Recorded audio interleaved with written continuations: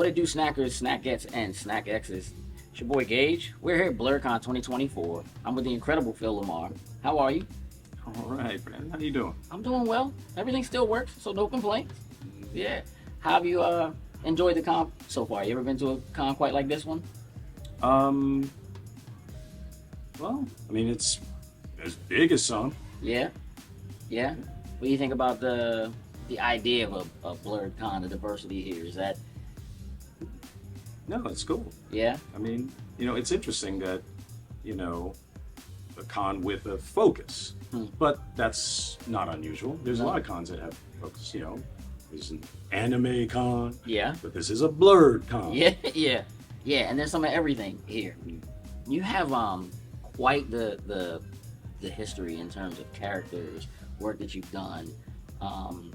When you look back at a career like yours and your ability to stay relevant, because you're so relevant and so important to so many people, people get a chance to come up, meet you, talk to you. Do you ever feel like a connection directly with the people that you get a chance to kind of meet when you come to something like this? Well, sort of. I mean, the way I think of it is being at a con is sort of like getting applause for a performance one person at a time. Sure. 15 years later. Okay, yeah. Yeah. But the thing is, when you perform live, in front of an audience, you can feel their energy, you can see their faces. Yeah. But when you do animation, I mean, when we record, it's 9 months or a year till the art gets done. Yeah. So, you're not connected directly between your performance and the audience response. Yeah. Until you come to a con. Is there ever a time when you get a character in front of you that you immediately know this is going to connect with people? No. Never. No. There is no correlation between quality and success. There are great things. I mean, Static Shock was canceled after 4 seasons. Yeah. And back in those days, well, actually, for about 14 years, the episodes were not available on DVD. Yeah, you couldn't do anything. Yeah. But nowadays, with the internet and streamers, a lot of old things are available. Yeah. But in the old days, when you were not on the channel at the set time, nobody knew about your show. How do you feel about, again, with the internet, the ability to connect with audiences that weren't there at the time?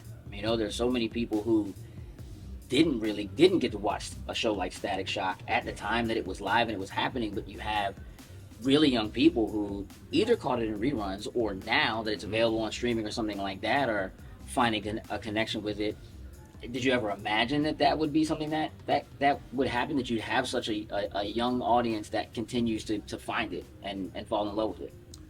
No, because I didn't see that happen with the Milestone comics. Which is kind of crazy, right? But I think it has more to do with the quality of the show. Yeah. Because, nowadays, somebody who grew up watching it, they could show that to their kids, and their kids would enjoy it as much as they did.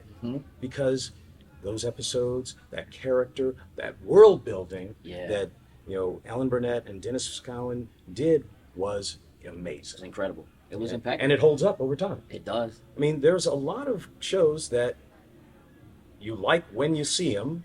Yeah. But when you come back to them later, when you're not in puberty, right. You don't enjoy it as much. It's not the same. It's not the same. Is there anything that you've done that you feel like had that quality and hasn't had a chance to make that kind of a comeback?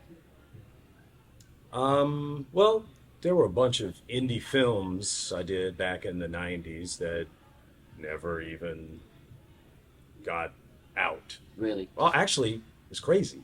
One time, I got flown to Canada, did a comedy movie alongside Bill Murray and Catherine O'Hara, and that movie did not get put in a theater. Never saw the light of day. Yeah.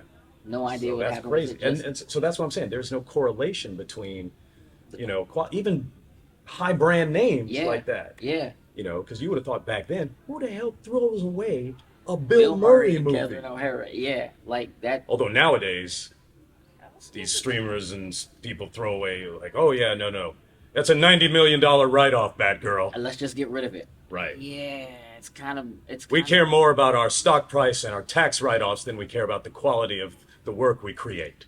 It makes no sense. It hurts the industry a lot. Mm-hmm. What are some of the things that you think are the most immediate changes that need to take place within the industry? Well, it's mostly that. It's the fact that in the old days, guy who ran a studio liked movies, cared about them. Yeah. But nowadays, these people all treat entertainment like tech companies. Shareholders. And yeah, Chandra Rhimes, you're just another, you know, cog in the machine. Yeah. And don't nobody care if a cog is smiling. They just want it. All they care about is the nickels and dimes. The dollars. Yeah. The dollars. It's not the. Are there projects that you're currently working on that you want people to find right now? Is there anything that's sitting out there that is available that you're like, you need to go watch this? Well, we got another season of Futurama. We have come back from the dead one more time, and that's dropping in a couple of weeks. Yeah. And those episodes are as great as the originals. Really? Yeah. Really? So, I mean, that's amazing. I mean, one, the fact that some studio or corporation didn't just take the brand that we own away from Matt Groening and David X. Cohen. It's like, now let's give it to somebody cheaper. Yeah. And have you guys do more Futurama episodes. Not even know what it really is. Yeah, not care. Yeah. No, the algorithm will know. How do you... But our show has maintained the same cast, the same producers, so it's maintained the same quality. Yeah. These days it's hard. Would you ever want to do like a MadTV reunion? Well, they did a not great reboot. Yeah. Yeah, that's not what I mean. You know what I mean? I mean, like... Yeah. So it's... I don't know. I feel like people have lost the idea about good sketch comedy. I mean, SNL is still going, but SNL is less of a sketch show than a variety show. I mean, half the time you turn that on at that time to see that band. Yeah. Or just to see that superstar movie star put on a wig and say a joke. Yeah. You know, it's not just about the quality of the sketches and the characters, you know. And the fact that there is there is, you know, a great sketch show, a Black Lady sketch show. It's a really good sketch show. Which I love. Yeah. It's, to me, it's like watching Monty Python, like I did back in the old days. Yeah. You know, you were watching great, funny stuff, you know, from a complete good perspective. Somebody who wanted it to be what it was and gave you that thing. Yeah. And you had to kind of accept it, and that was in that realm. Mm-hmm. We don't have much time left. I want to thank you for spending some time with us, hanging out here, for coming to Blerdcon. Is there anything you want to say to the folks out there that are watching that didn't get a chance to come to Blerdcon and meet you?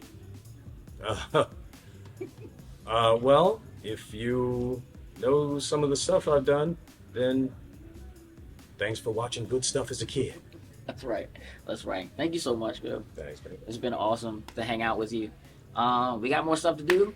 We're going to go get that done. We're out. Toodles and loose.